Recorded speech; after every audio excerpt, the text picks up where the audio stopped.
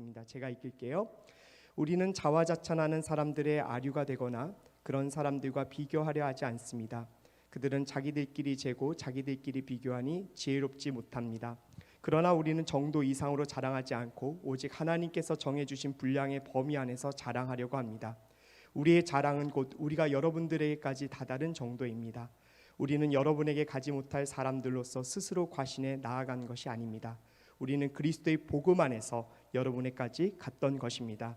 또한 우리는 다른 사람의 수고를 가지고 분량 밖에 자랑을 하지 않는 것이 아닙니다.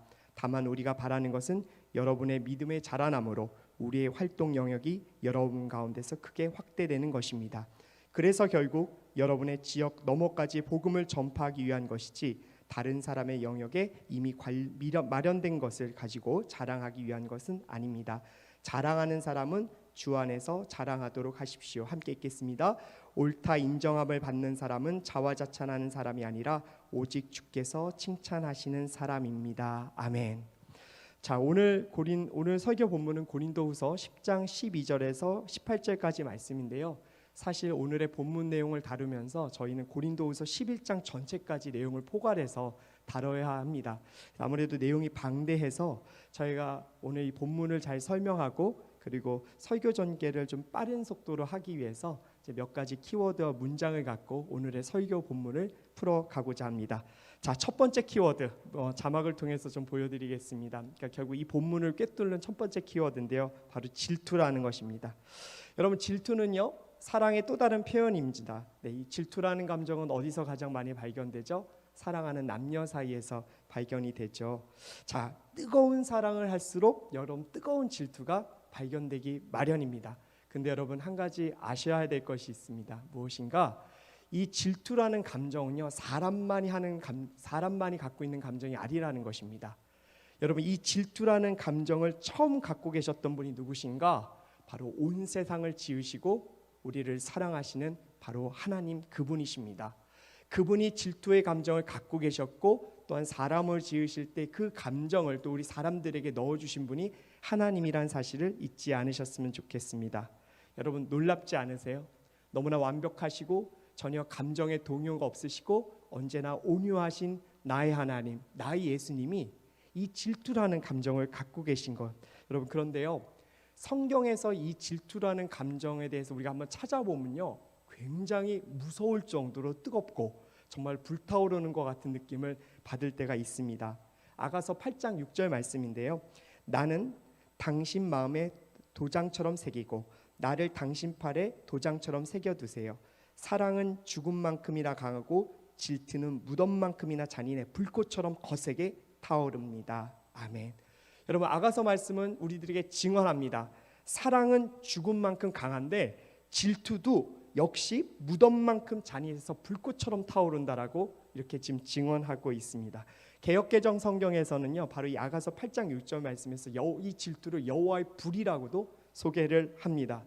여러분, 여호와의 불의 열기를 누가 감당할 수 있겠습니까? 정말 감당할 수 없습니다. 그만큼 여러분, 하나님께서 갖고 계신 이 질투의 감정은 가히 우리가 상상도 할 수 없을 만큼 강력하다는 사실을 오늘 여러분들이 꼭 아셨으면 좋겠습니다. 자, 그러면 하나님께서 이 질투의 감정을 언제 이렇게 표현하셨을까? 네, 성경을 읽어보면요 하나님께서 이 뜨거운 질투의 감정을 드러내실 때는 바로 당신 백성들인 이스라엘 백성들이 우상을 섬기고 그리고 그들에게 제물을 바칠 때 하나님께서는 너무나도 그 상황을 못 견뎌 하셨습니다. 여러분, 질투를 해보신 분들 다 아시겠지만 질투의 감정이 한번 시작되면요 못 견딥니다. 여러분, 그만큼 이스라엘 백성들의 그 우상 숭배를 하나님은 간음이라 규정하셨고 음란한 행위로 보셨기 때문에 진노를 발하실 수밖에 없었습니다. 자, 그 진노에 대해서 반응하지 않고 경고에 대해서 돌이키지 않았을 때 하나님은 무서운 심판으로 이스라엘 백성들을 정말 멸망의 길로 가게 하셨습니다. 자, 여러분, 사랑하는 연인이 딴 사람이 옆에 왔을 때 한눈 팔고 있으면 여러분 어떻게 하시겠어요?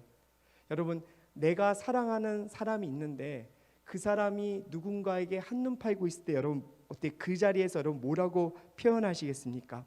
침묵하실 건가요?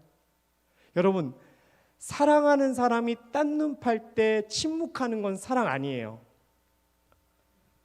너의 판단에 맡길게. 고상한 척 난 너의 선택을 존중해. 여러분 이딴 얘기 하시면 안 돼요. 여러분 질투의 감정이 들 때는 매우 솔직하셔야 됩니다. 불같이 여러분 질투하는 감정을 여러분 그대로 보여주시는 것이 사랑입니다. 앞으로 이제 여기서 교제를 하시고 또 결혼을 하시고 또 인생을 살아가실 텐데, 여러분 배우자 되는 사람이, 그리고 여러분들이 지금 교제하고 있는 남자와 여자가 다른 사람을 곁눈질 할 때는요, 여러분들의 그 모습을 솔직하게 보여주는 것이 정말로 진리이고 정답이라는 사실을 아셨으면 좋겠습니다. 자, 그런데 왜 고린도후서의 이 말씀을 제가 전개하면서 여러분들에게 이 남녀가 느낄 수 있는 뜨거운 질투에 대해서 여러분들에게 이야기를 했는가? 바로 오늘 본문에 등장하는 사도 바울이 이 질투의 감정에 휩싸여서 지금 활활 타오르고 있기 때문에 그렇습니다. 자, 왜 그러는가? 여러분, 고린도 교회 성도들이 지금 거짓 선생들의 유혹에 지금 넘어가게 생겼어요. 여러분, 이 교회는요, 정말 하나님의 너무나도 걸작이고 열매고, 그래서 정말 사랑의 징표예요. 그런데 그런 교회가 주님과 멀어지려고 하는 것을 보니 사도 바울 입장에서 여러분 그 감정이 안 들 수가 없는 거죠. 여러분, 그래서 고린도후서 11장 2절에서 4절까지에서는요, 왜 사도 바울이 그 질투의 감정을 지금 갖고 있을 수밖에 없는지가 나옵니다. 제가 한번 읽어드릴게요. 왜냐하면 나는 하나님의 열심으로 여러분을 위해 열심을 내고 있기 때문입니다. 나는 여러분을 순결한 처녀로 한 남편인 그리스도께 드리려고 약혼시켰습니다. 그러나 나는 뱀이 그의 간교한 꾀로 하와를 속인 것처럼 여러분의 마음이 그리스도께 대한 순전함과 정결함을 버리고 부패하게 될까 두렵습니다. 누가 여러분에게 와서 우리가 전파하지 않은 다른 예수를 전파하거나 여러분이 우리의 복음 전파를 통해 받지 않는 다른 영을 받게 하거나 여러분이 받지 않은 다른 복음을 받게 해도 여러분은 잘도 용납하고 있습니다. 여러분, 지금 바울은요 분명히 말해요. 바울 자신은요 고린도 교회 성도들을요 순결한 처녀로 그리스도와 약혼시켰다라고 말하고 있습니다. 여러분, 지금 고린도 교회와 예수 그리스도는 약혼한 사이예요. 그런데 사탄과 같은 거짓 교사들이 지금 그 고린도 교회 성도들을 유혹해서 바로 예수님과 고린도 교회 사이를 이간질하고 있게 만들고요. 여러분, 그러면 이 상황 가운데 누가 가장 질투의 감정을 느낄까요? 중매한 고린도 교회와 예수님을 중매한 사도 바울이요? 아니죠. 가장 질투의 감정을 느끼시는 분은 예수 그리스도세요. 가장 질투의 감정을 느끼고 분노하며 지금 그 고린도 교회와 그 거짓 교사들을 멸망시킬 준비를 하시는 분은 예수님이시라고요. 그 감정을 지금 바울은 알고 있는 거예요. 내가 중매시켰지만 지금 그 예수 그리스도의 그 뜨거운 질투의 감정, 사랑의 다른 표현이죠. 그런데 지금 그 예수 그리스도의 그 질투의 마음을 가만히 놔두면 언젠가 고린도 교회와 거짓 선생들 모두 다 멸망의 길로 갈 수밖에 없다는 사실을 지금 바울은 알고 있는 거예요. 그러니 여러분, 지금 바울은요 어떻게든 지금 이 사이를, 정말 예수님과 고린도 교회 사이를 좁히려고 마음을 먹을 수밖에 없는 것입니다. 자, 그래서요 지금 바울은 지난주에 제가 말씀드렸듯이 싸움의 전략을 바꿔요. 지금까지는 관대하게 얘기했어요. 기다려줬어요. 그 고린도 교회 성도들과 거짓 교사들 모두 차분하고 침착한 말로 지금은 너희가 돌아와야 했지만, 지난주서부터 여러분 고린도 교회와 그 거짓 교사들을 대하는 바울의 싸움의 전략은 바뀌었습니다. 그것을 영적 싸움이라고 그는 규정했고요. 그래서 여러분 영적 싸움을 싸우듯이 정말로 하나님의 능력을 믿고 그들과 맞붙어 붙습니다. 여러분, 제가 아까 전에 질투할 때 아주 솔직해야 된다고 얘기했죠. 만약에 여러분 다른 연인이 여러분들의 연인이 이제 갔다 어디 길을 가다가 예쁜 사람이 이렇게 지나가는데 막 얼굴 쳐다본다거나, 그리고 여러분들을 정말 함께 교제하는데 무슨 게임이라든가 다른 것에 빠져 있을 때 분명히 이야기하세요. 어떻게 날라두고 딴 남자를 봐? 어떻게 날라두고 딴 여자를 봐? 여러분, 이 말씀을 여러분 하셔야 합니다. 여러분, 이거는요 진흙탕 싸움이 아니에요. 정말로 멋없는 싸움이 아니에요. 여러분, 이 싸움은요 사랑을 위한 싸움인 것이에요. 여러분, 교제하시다가 너무 나이스하게 여러분 상대를 대하지 마세요. 솔직하셔야 되거든요. 사랑할 때는 그렇게 대하는 것이 맞습니다. 자, 그래서요 이제 바울은요 이 싸움을 위해서 정말로 고린도 교회와 거짓 선생들에게 편지를 보냈는데, 그 두 번째 키워드가 무엇인가? 이 편지를 이해함에 있어서 자랑이라는 키워드입니다. 자막 통해서 한번 보여주시고요. 자, 왜 이제 이 자랑이라는 키워드를 여러분께 말씀드려서 설명을 한번 해드릴게요. 자, 자랑이라는 거는 남에게 칭찬받을 만한 것을 이렇게 이야기하는 것이죠. 그런데 여러분 그 거짓 선생들이 무엇을 자랑했냐면요, 이 자랑을 자기들의 자랑을 통해서 고린도 교회와 바울 선생의 사이를 이간질하기 시작했어요. 그리고 그 자랑을 통해서 교회를 장악하고 좌지우지하려고 했었죠. 그럼 여러분 그 자랑의 내용은 도대체 무엇인가? 여러분 고린도 교회를 세운 사도 바울의 영향력을 없애려고 하려면 그들이 무엇을 해야 됐냐? 바로 사도 바울의 권위를 실추시키는 일을 해야만 했어요. 고린도 교회를 지은 그리고 만든 바로 이 사도 바울의 권위를 실추시키기 위해서 그들은 아마도 이런 자랑들을 했을 것 같아요. 우리는 예루살렘 교회에서 받은 추천서 있어요. 근데 바울 선생은 없는 것 같던데, 우리는 주님의 은혜로 선교하면서 고생 많이 안 했어요. 그런데 바울 선생 보니까 되게 고생하네요. 주님 사랑 별로 못 받는 사람 같아요. 왜 주님은 그 사람을 돕지 않을까요? 그리고 또 사도 바울 선생의 권위를 실추시키기 위해서 우리는 설교 잘하는데 사도 바울 선생은 말이 좀 어눌한 것 같지 않아요? 라는 식으로 그들은 그렇게 자랑을 했을 것입니다. 자, 이렇게 자랑질을 통해서 자신의 권위를 실추시키고 그리고 거짓 복음을 계속 소개하는 바로 그들에게 이제 사도 바울 선생은 이 10장 12절 13절 이후서부터 돌직구를 날리기 시작합니다. 굉장한 돌직구죠. 여러분 가끔은 이렇게 돌직구를 날려야 사람들이 정신을 차려요. 그래서 여러분 사도 바울 선생이 12절과 13절에서 뭐라고 그들에게 이야기했는지 한번 보셨으면 좋겠습니다. 우리는 자화자찬하는 사람들의 아류가 되거나 그런 사람들과 비교하려 하지 않습니다. 그들은 자기들끼리 재고 자기들끼리 비교하니 지혜롭지 못합니다. 그러나 우리는 정도 이상으로 자랑하지 않고 오직 하나님께서 정해주신 분량의 범위 안에서 자랑하려고 합니다. 우리의 자랑은 곧 우리가 여러분에게까지 다다른 정도입니다. 자, 우리는 이 말씀을 통해서 바로 이 거짓 교사들이 자화자찬을 하고 그 자랑의 내용이 분수를 넘는 자랑을 하고 있다는 것을 우리가 알게 됩니다. 여러분 진정한 자랑은요 자신이 하는 거 아니에요. 여러분 진짜 자랑은요 남들이 해주는 거예요. 여러분들이 자랑하는 것이 아니라 입 밖으로 자화자찬하는 것이 아니라 우리 문 과장님은 너무나도 일을 잘하셔, 우리 박 차장님은 진짜 너무나 일하실 때 깔끔하게 하셔라는 이런 내용들이 사실 다른 사람들로부터 들어오는 게 진짜 자랑일 수 있겠죠. 자, 그런데요 거짓 교사들은요 자화자찬을 해요. 근데 여러분 왜 자기 스스로 그렇게 칭찬을 해야만 했을까? 여러분 그들은요 자화자찬했던 이유가 있어요. 무엇인가? 자신이 없었거든요. 자신이 없었어요. 진정한 목회자가 아니었기 때문이죠. 그래서 여러분 분수를 넘는 그런 자랑을 통해서 어떻게든 고린도 교회 성도들의 마음을 사로잡기 시작해서 그런 자화자찬을 했었던 것이죠. 진리를 모르면서 진리를 가르치려고 했고요. 자격이 없는데 자격 있는 것처럼 하려고 했습니다. 자, 그러면 여러분 결국 무엇으로 가게 되는가? 거짓말을 할 수밖에 없는 거예요. 자격이 없고 자신이 없고 할 능력이 없는데 자화자찬을 하려다 보니 여러분 지속적으로 거짓말을 할 수밖에 없었던 것이죠. 그래서 여러분 사도 바울은 그들의 행위를 보고 고린도 후서 11장 13절에서 15절까지 해서요 그들의 실체를 아주 낱낱하게 드러냅니다. 자, 그것을 자막을 통해서 보도록 하죠. 제가 읽겠습니다. 그런 사람들은 거짓 사도들이요 가증된 일꾼들이요 자신을 그리스도의 사도들로 가장하는 사람들입니다. 그러나 놀랄 것이 없습니다. 그 이유는 사탄도 자신을 빛의 천사로 가장하기 때문입니다. 그러므로 사탄의 일꾼들이 의의 일꾼들인 양 가장하는 것은 대단한 일이 아닙니다. 그들의 결국은 그들이 행한 대로 될 것입니다. 바울이 이 본문을 통해서 거짓 교사들은 사도들을 가장한 자들이라고 규정합니다.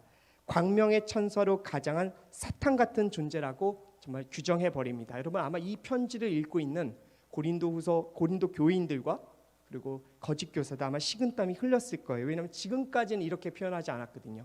바울이 늘 그들을 배려했고 그리고 언제나 인자한 말로 돌아오라고 했는데 이 고린도후서 이때부터는요 이 거짓 교사들의 이 실체를요 분명히 보여주고 있습니다. 사랑하는 여러분, 저는 여러분들의 평생의 신앙생활 하는 동안에 자화자찬하는 거짓 교사들이 아니라 바울과 같은 신실한 목회자들과 정말 믿음 생활, 신앙 생활 하기를 축복합니다. 또한 주님의 몸된 교회를 지키고 그리고 그 몸된 교회를 지키기 위해서 진흙탕 같은 그런 어려움 싸움도 여러분들이 하겠다라는 마음을 가지셔야 여러분 이 교회를 지켜내실 수 있습니다. 여러분 예전인데요, 저희 청년 성도들이 어디 지역에 가서 이제 전도를 했는데요, 거기 죄송해요. 이단 종교 지파 무슨 건물이 그 앞에 있었던 건가 봐요. 그래서 우리 온누리교회 청년들이 전도를 했더니 그쪽에서 화가 나서 30명이 몰려온 적이 있었어요. 주일날 왜 우리를 이단이라고 해? 여러분 그때 교역자들이 나가서 막아야 되잖아요. 저는 그때 파트 교역자기 때문에 나갈 일이 없었는데 우리 전임 청년부 목사님들이 다 나가셔서 막고 들어오지 말라라고 얘기하면서 그들의 항의하면서 그들과 함께 좀 디베이트도 하고 또 그분을 물러나게 했습니다. 여러분 어르신들이지만 그 사람들이 폭력을 행할 건 아니었지만 두렵고 떨리는 마음이 있어요. 보면요. 그런데 우리 목사님들이 담대하게 나가시더라고요. 여러분 그것이 교회를 지키는 것이잖아요. 여러분 나이스한 종교 생활 없어요. 여러분 언제나 치열한 영적 전쟁이 있는 것이 이 교회입니다. 사도 바울은요, 여러분 교회를 지키기 위해서 그것을 합니다. 정말로 진흙탕 같은 싸움이지만 내가 예수 그리스도의 복음을 위해서 내가 도전하겠다, 싸우겠다는 이 심령으로 여러분 이 편지를 써 내려가야 합니다. 사랑하는 여러분, 거룩한 질투심을 여러분들이 갖고 있어야 돼요. 하나님을 향한 거룩한 질투심이 있어야 여러분 교회를 지키겠다는 이 다부진 마음도 품을 수 있고요. 그리고 그 이단들과 그리고 교회를 협박하는 존재들과도 여러분들 맞설 수 있는 것입니다.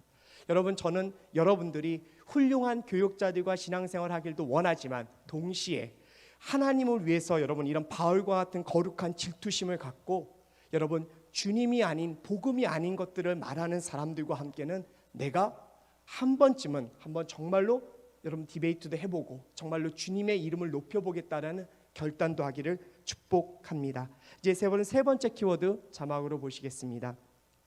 고린도후서 세 번째 키워드는 탐욕인데요. 고린도후서 10장 15절에서 16절까지 말씀입니다.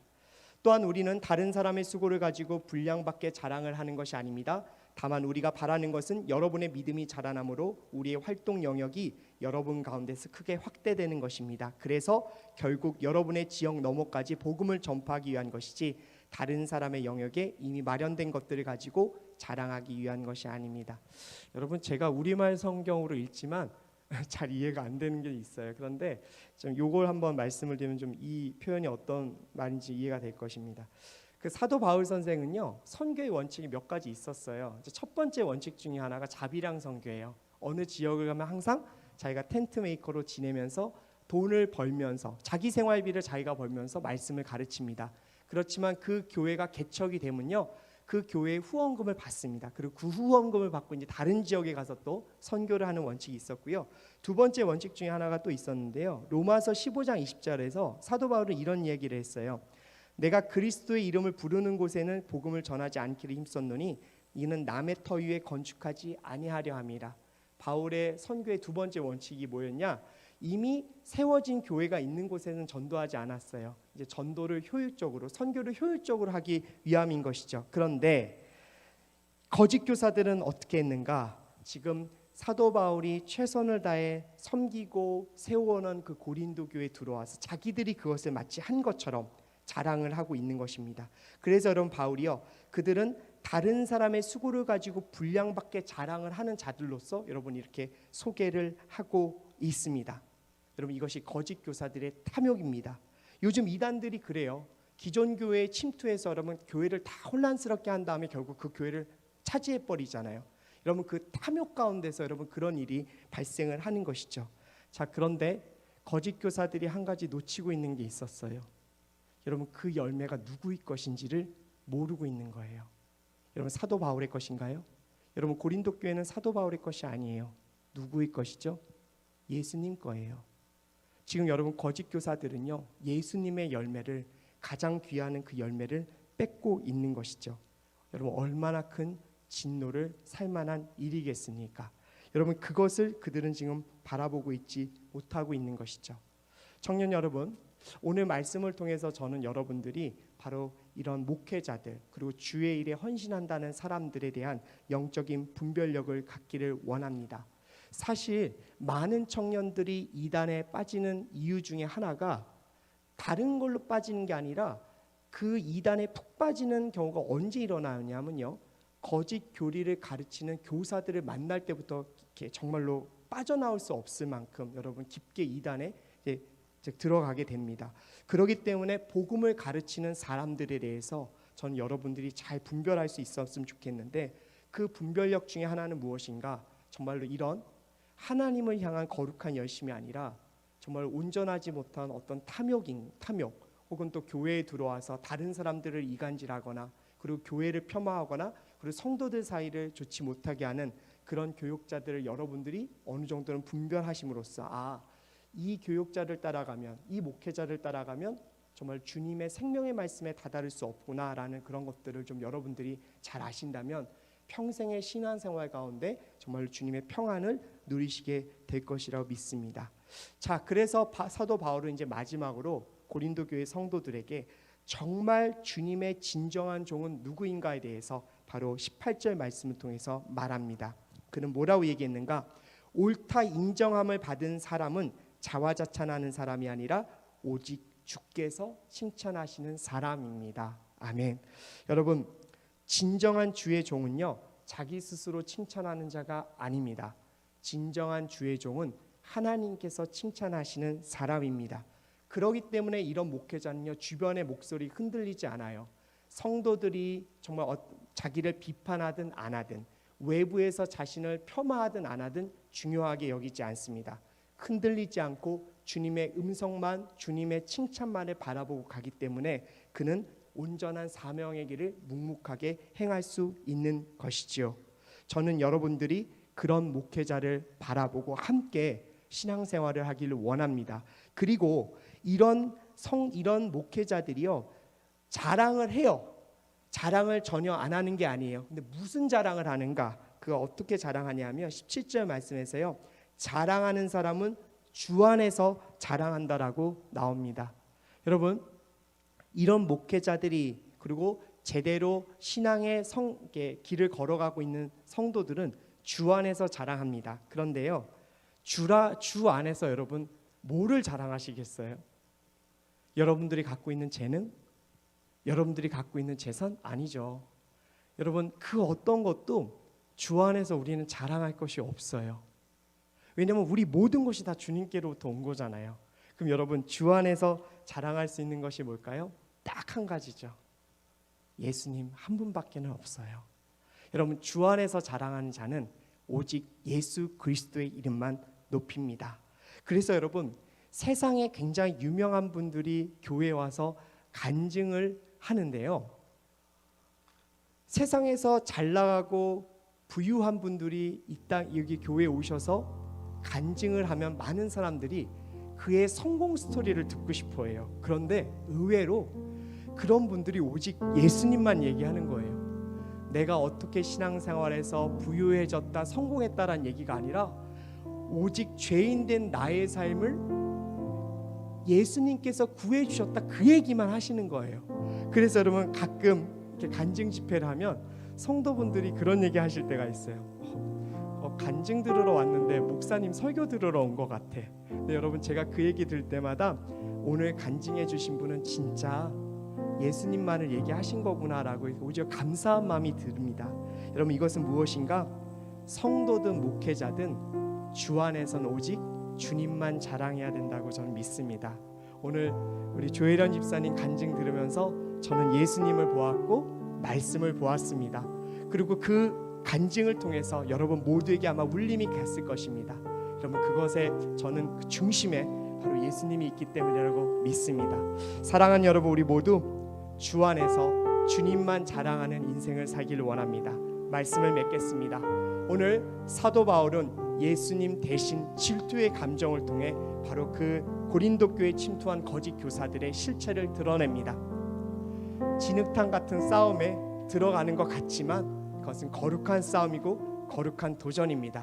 우리 모두가 그런 사도 바울의 마음을 갖고 하루하루를 살 때 주님께서 우리에게 온전한 신앙 생활을 할 수 있도록 이끌어 주실 줄 믿습니다. 잠시 메시지 갖고 기도하도록 하겠습니다.